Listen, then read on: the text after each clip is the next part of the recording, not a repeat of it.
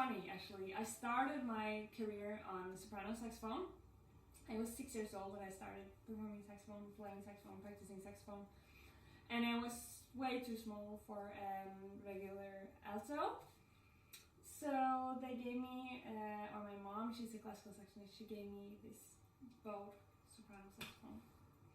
Very unknown brand. And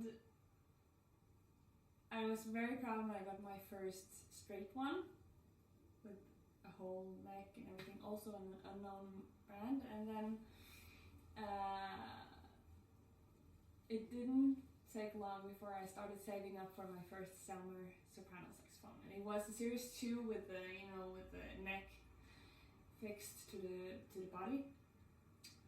And then when I started my bachelor's, I wanted something for life. I wanted a soprano that I could see myself performing on professionally, and so that's when I bought this baby.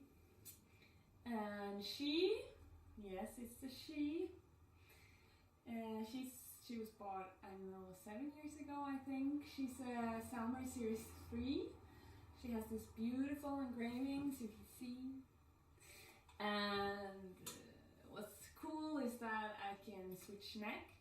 So this is the one with the bow. Then I can also have a straight one if I want that. And on top of it, I use a concept mouthpiece, Selmer concept, in combination with a Fandoran ligature and Fandoran reeds. I use 3.5 blue, regular blue ones, and that's basically the setup that I use when I perform.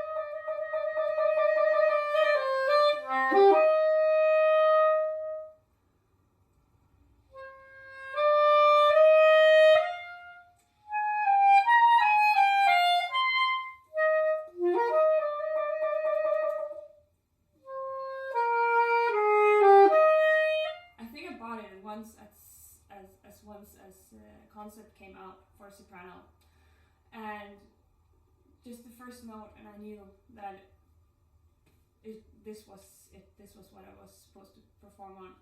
And I think I can hit any note that I want. I can,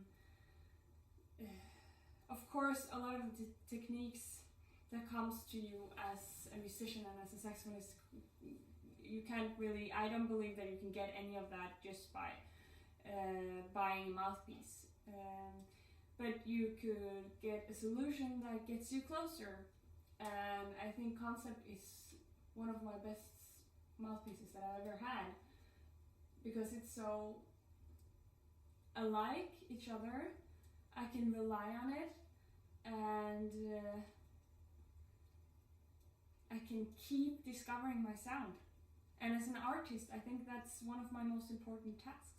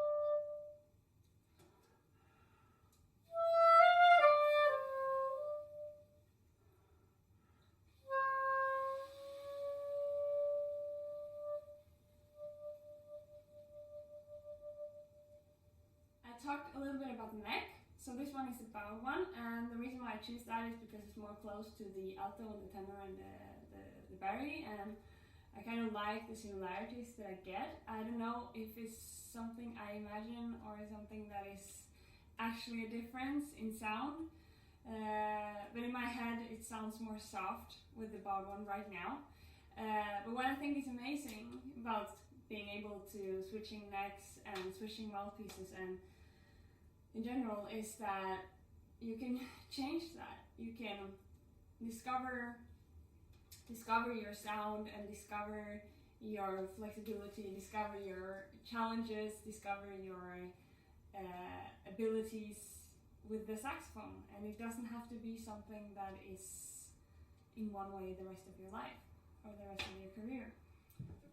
So what I think is important and quite fun to talk about is that changing your setup on a regular basis can lead to a lot of fun experiences and actually lead you to discover some new abilities, some new techniques, some new sounds, some new colors, and that's what I love about Selmer, because it's handcrafted, so there's a lot of I feel the love in the instruments. I feel the intention behind the making. It's not just a machine that's been making it, it's actually people making it, and even engraving it, and it's such a beautiful handcrafted instrument. And I think also that becomes very clear when the sound appears and you hear a Selmer saxophone, because it's so personal. And you can discover it all your life. You can, and I guess you can do that with any saxophone, but I feel that, well, in my case, I have a lot more fun with the Selmer. And yeah, so the fun thing is that, of course, you can switch the neck, and you can switch reeds, you can switch reed sizes. You can experience with that in the wooden ones, or anyone really. You can switch the ligature. Right now I perform on a Van Orden, but I could easily switch to a Selmer. I have both. I also have a Fortissimo one. I have a lot of different ones. So and sometimes if you're stuck with a problem, that can actually solve something as well. And when I teach, I use a Legier signature reed, plastic one, and I think when I perform, I'm looking for the warm sound, the personal sound, the personal touch, the ways I can create and discover and change from concert to concert, performance to performance. When I teach, I talk a lot, surprise, and I think a lot of teachers do that. And when I do that, I don't want to worry about my reed getting bad. So that's why I use a Legier signature reed. It's very, very efficient. I know I can trust it. It's there, and I can focus on my teaching and then show by performing without worrying about if my reed's been going bad.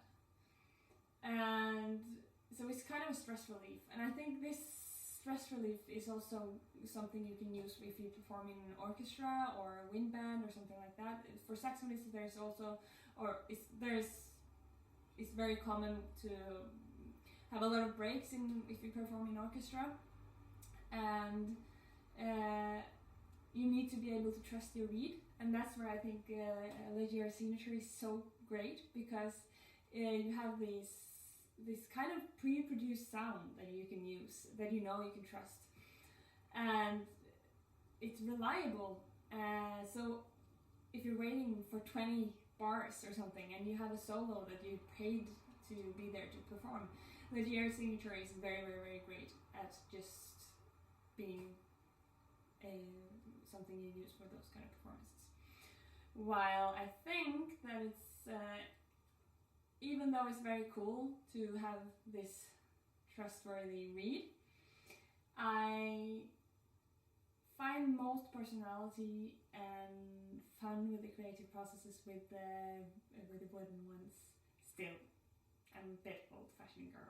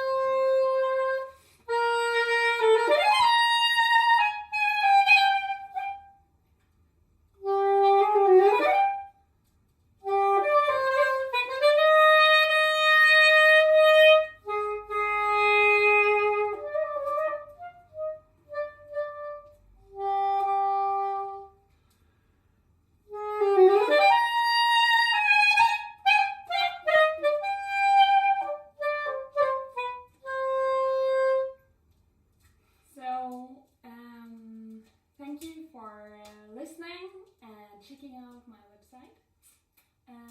If you have any questions, don't hesitate to contact me. I'm more than happy to answer you, and hopefully I will see you in a performance sometime.